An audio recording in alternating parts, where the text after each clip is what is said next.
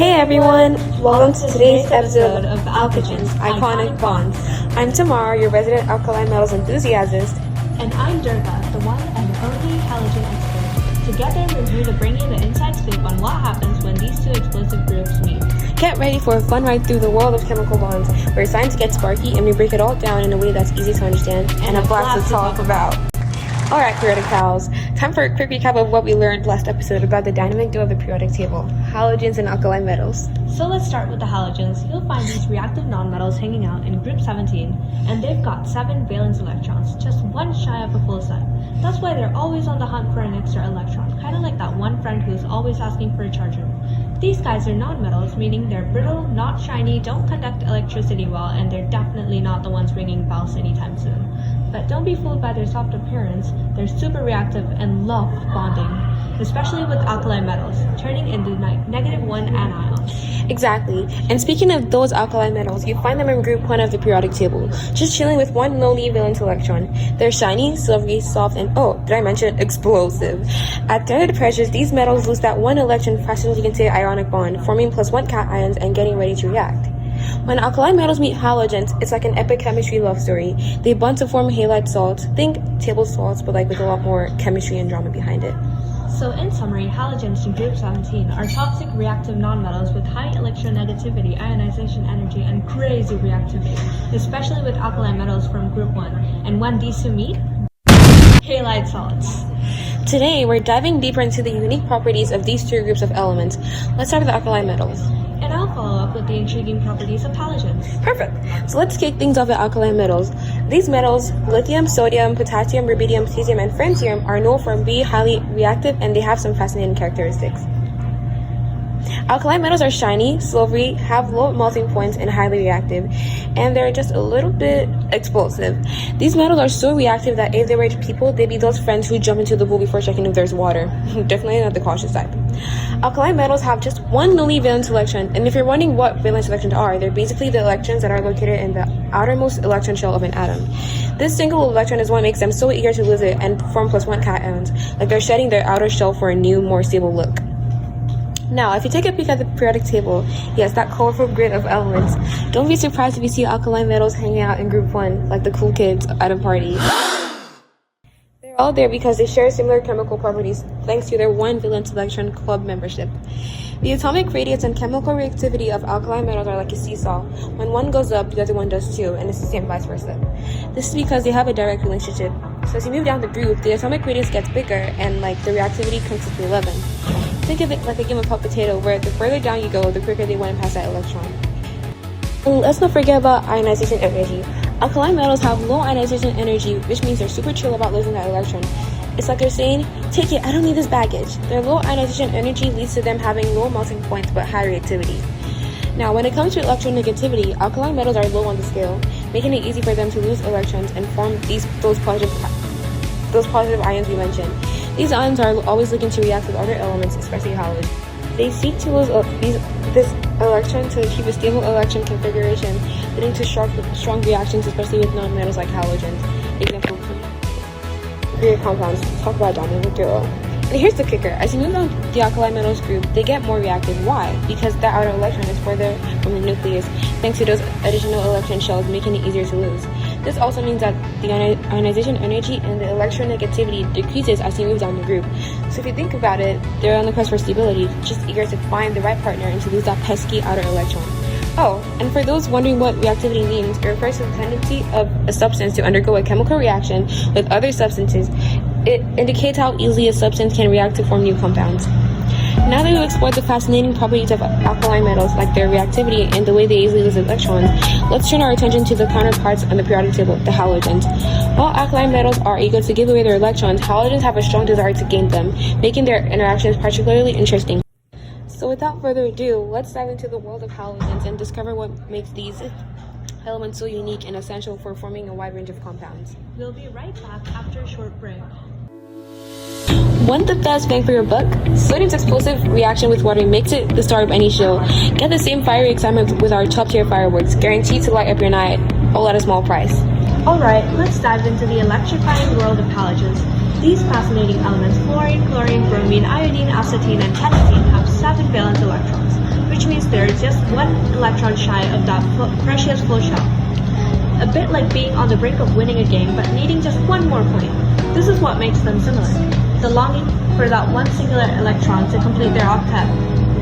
As nonmetals, halogens are a unique bunch. They're brittle, soft, making them quite different from the tough alkaline metals. Picture this, if you tried to bend a halogen, it would snap rather than stretch, and definitely not ductile or malleable. They also don't conduct electricity very well, and you won't find them shining like metals. In fact, they're not lustrous at all. When it comes to their physical properties, halogens have high boiling and melting points, but they're less soluble in water. They're more like that stubborn friend who doesn't like to blend at parties. Chemically, halogens are super reactive with a high electronegativity and ionization energy. Their high electronegativity makes them yearn for that one missing electron, especially when they meet alkaline metals, creating some intense and sometimes explosive reactions. And watch out, some halogens can be quite toxic, like fluorine, with the potential to be lethal. So safety first if you're ever working with these elements.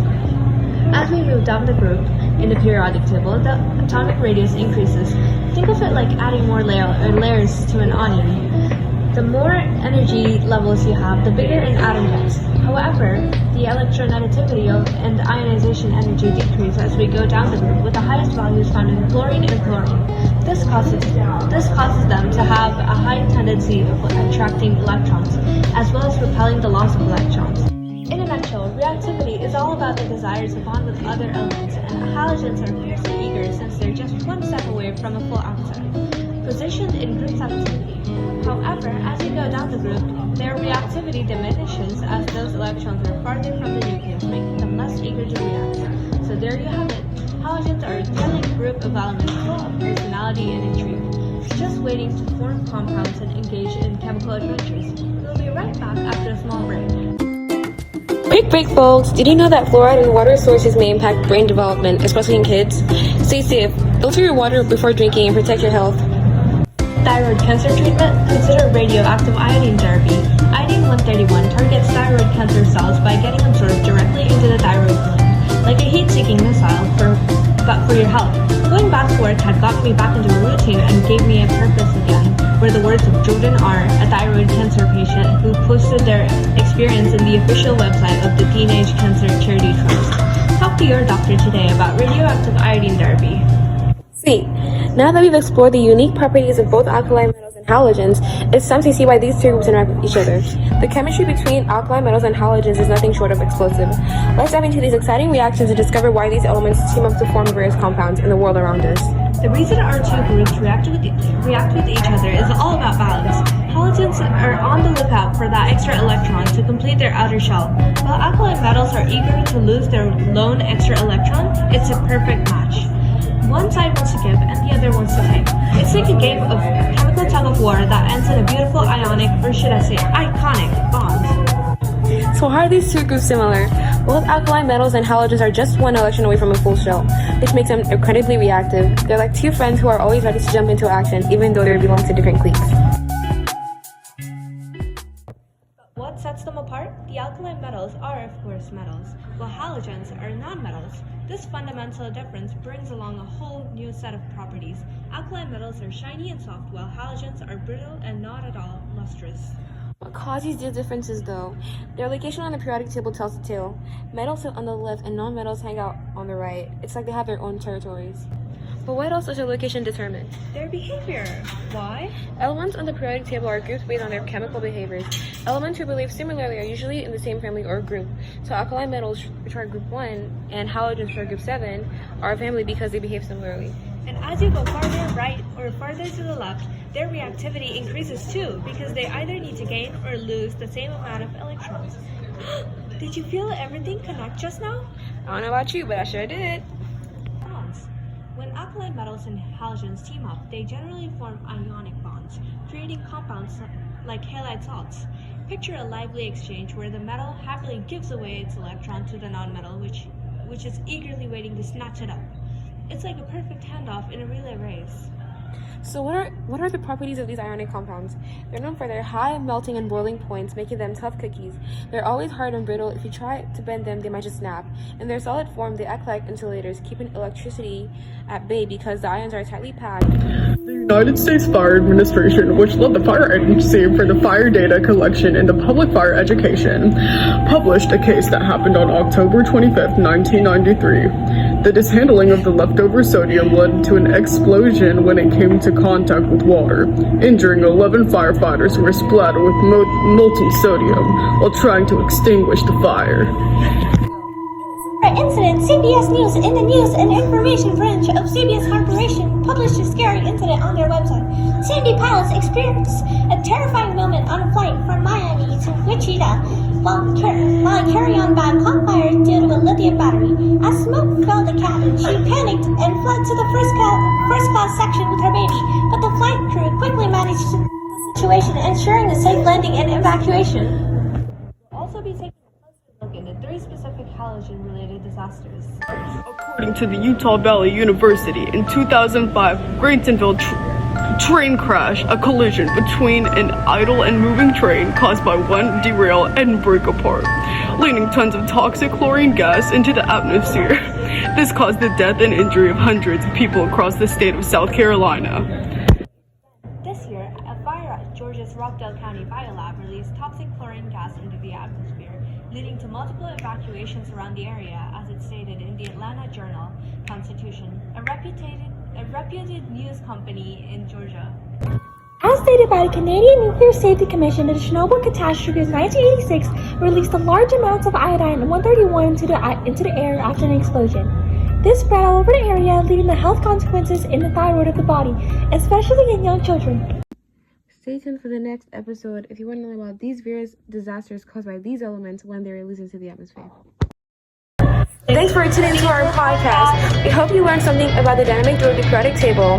If you have any news suggestions, please feel free to share with us. Until then, stay educated. Bye!